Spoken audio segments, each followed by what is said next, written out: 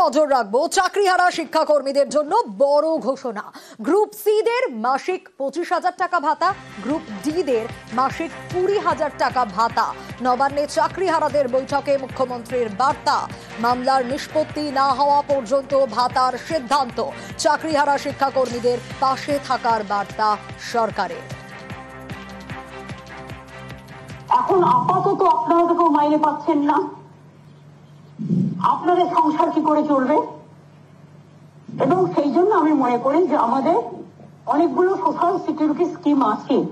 আমি এটা বলবো, আমরা যতক্ষণ রিভিউ করতে না পারছি এবং একটা ফয়সালা না হচ্ছে, ততদিন গ্রুপ সি যারা আছে তাদের একটা 25,000 টাকা করে, আর গ্রুপ ডি যারা আছে তাদের 20,000 টাকা করে একটা সোশ্যাল সিকিউরিটি যে স্কিম আছে আমাদের লাইফ এন্ড লাইভলিহুডের, সেটা যদি ওরা রাজি হয় তাহলে যতক্ষণ রিভিউ না হচ্ছে আমরা এটাকে চালাতে পারি।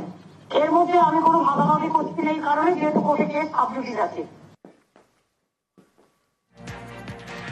ভাতা নিয়েও আন্দোলনে অবস্থান, অনশন চালিয়ে যাওয়ার ঘোষণা। আন্দোলন চালাবেন গ্রুপ সি ও গ্রুপ ডি চাকরিহারারা। আজই চাকরিহারাদের ভাতা ঘোষণা মুখ্যমন্ত্রী। স্কুলে ভর্তিতে ডিসি দায়কে মাধ্যমিকে রেজিস্ট্রেশন করে কে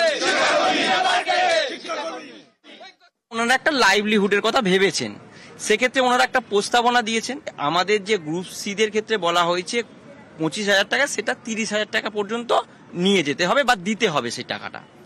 গ্রুপ ডির বন্ধুরা যারা ছিলেন তারা কিন্তু বলেছেন যে ওনারা 20,000 টাকা ওনাদের ক্ষেত্রে ঠিক আছে। আমাদের চাকরি বা আমাদের স্কুলকে যদি ফিরে পেতে হয় সেটা আইনি প্রক্রিয়ার মাধ্যমে ফিরে আসতে হবে। তো সেখানে ফেরার ক্ষেত্রে সবচেয়ে প্রধান থেকে প্রধানতম উপাদান হিসাবে আমরা ভেবে নিয়েছি কিন্তু যে যোগ্য অযোগ্যের যে লিস্ট, সেই লিস্টের কথা। তো ওনারা কিন্তু এখনো পর্যন্ত সেই লিস্টের ব্যাপারে আমাদেরকে কোনো আশানুরূপ বার্তা দেখাতে পারেননি। তাই আমাদের অবস্থান এবং আমাদের যে অনশন সেটা দুটোই চলবে। আপাতত নিজেদের জন্য নিচ্ছি না, কিন্তু আমার যেহেতু ছোট ছোট দুটো বাচ্চা আছে, তাদের খাওয়া, তাদের মেডিসিন, তো সেই জন্য আমাকে এটা নিতে হচ্ছে। কিন্তু এটা আমরা মন থেকে মেনে নিতে পারছি না এই মুহূর্তে। আমাদের যোগ্য অযোগ্যদের সাথে গুলিয়ে দেওয়া হচ্ছে। আমি আজকে বাড়ি থেকে বেরোতে পারবো না, সবাই জানবে যারা অযোগ্য তাদের ভাতা দেওয়া হচ্ছে। তাহলে আমি স্কুলে যাচ্ছি না, তাহলে সবাই জানবে আমি অযোগ্য। তাহলে সেখানে আমার যে তকমাটা লাগলো, আমি কি করে বাইরে বেরোবো বলুন?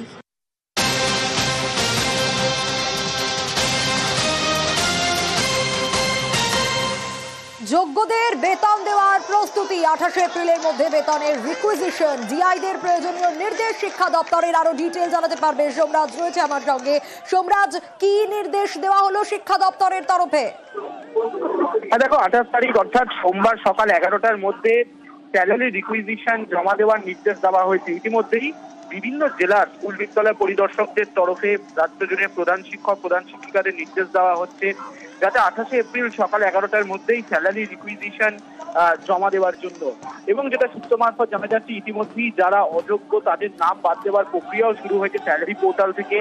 গ্রুপ ডি এবং গ্রুপ ডির যারা 2016 প্যানেল থেকে নিয়োগ হয়েছিল তাদের নামও ইতিমধ্যেই বাদ দেওয়ার প্রক্রিয়াও চলছে বলে জানা যাচ্ছে।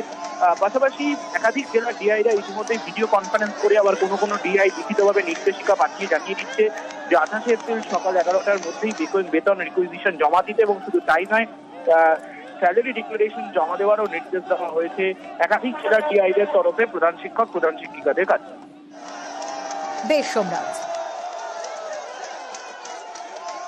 মুর্শিদাবাদে অশান্তির ঘটনার ক্ষয়ক্ষতির রিপোর্ট। প্রায় 300 দোকান ও বাড়ি ক্ষতিগ্রস্ত। রাজ্য পঞ্চায়েত দপ্তরের রিপোর্ট জেলা প্রশাসনের। ক্ষতিগ্রস্ত বাড়ির মালিকদের বাংলার বাড়ি প্রকল্পে অন্তর্ভুক্ত করা হবে বলে আগেই জানিয়েছেন মুখ্যমন্ত্রী।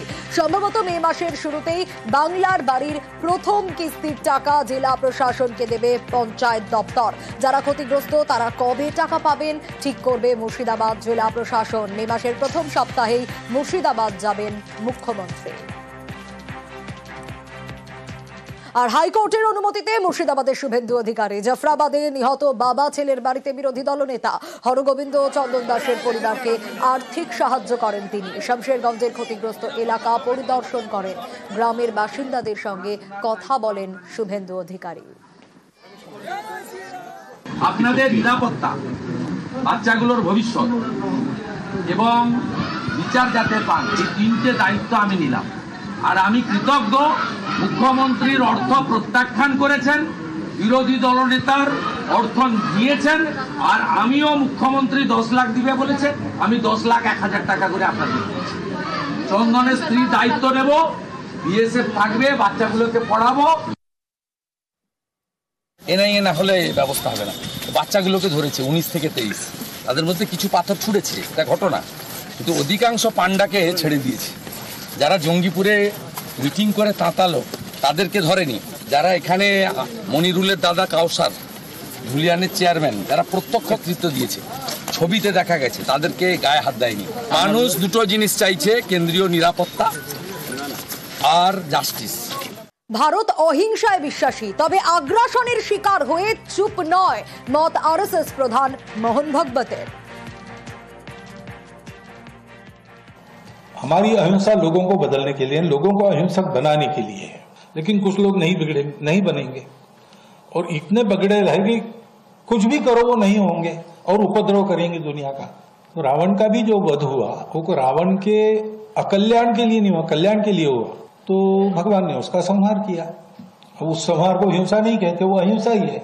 तो अहिंसा हमारा धर्म है। आतताइयों से मारना खाना, गुंडागर्दी वालों को सबक सिखाना, ये भी हमारा धर्म है। पाश्चात्यों की जो विचार पद्धति उसमें दोनों एक साथ नहीं चल सकते। अभी हम कभी भी अपने पड़ोसियों की कोई अपमान, कोई हानि नहीं करते, लेकिन ऐसा हम रहते हैं तो भी अगर कोई उतर आए बुराई पर, तो वहां पर अब दूसरा इलाज क्या है? राजा का कर्तव्य है प्रजा की रक्षा करना, राजा अपना कर्तव्य करेगा। পহেলগাঁওয়ে 22 এপ্রিল জঙ্গি হামলার ঘটনা, প্রত্যাঘাতের প্রস্তুতি শুরু হয়ে গেছে। ইতিমধ্যে হাই অ্যালার্ট জারি করেছে 3 বাহিনী।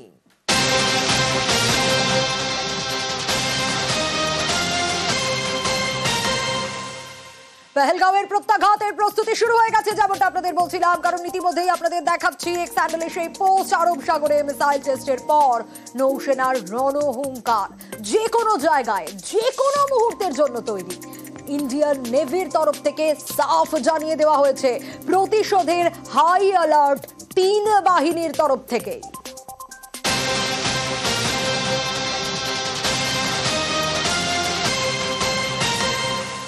ঠিক যে কথা আপনাদের বলছিলাম, এলওসিতে পাক রেঞ্জার্সের পাল্টা জবাব ভারতীয় সেনার। ভারতীয় সেনার জন্য বাংকার পরিষ্কার করছেন গ্রামবাসীরা। সীমান্ত লাগোয়া পুঞ্চে ভারতীয় সেনার পাশে স্থানীয় গ্রামবাসীরা।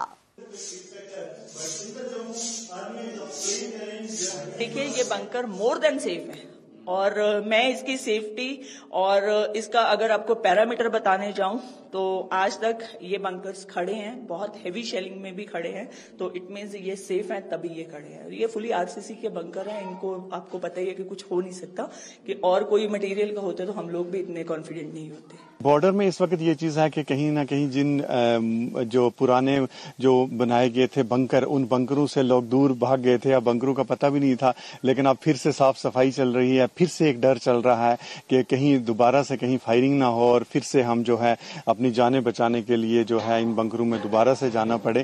तो ये एक कहीं ना कहीं एक डर का माहौल जो है वो जरूर है।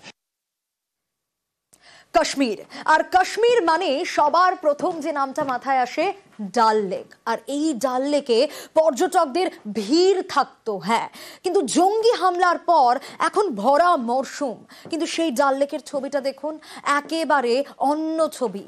ফাঁকা ফাঁকা হোটেল, ব্যবসায় মার খাচ্ছেন ব্যবসায়ীরাও। এখানে আমরা 10-15 বছর ধরে এই দাদার সঙ্গে, কার্তিকবাবুর সঙ্গে আমরা সবাই একসঙ্গে কাজ করি। এপ্রিল মাসে প্রচুর ভিড় থাকে, সারাদিন খাওয়া দাওয়া মোটামুটি আমরা কাজের মধ্যে থাকি। বসার জায়গা দিতে পারেন? হ্যাঁ, বসার জায়গা দিতে পারি।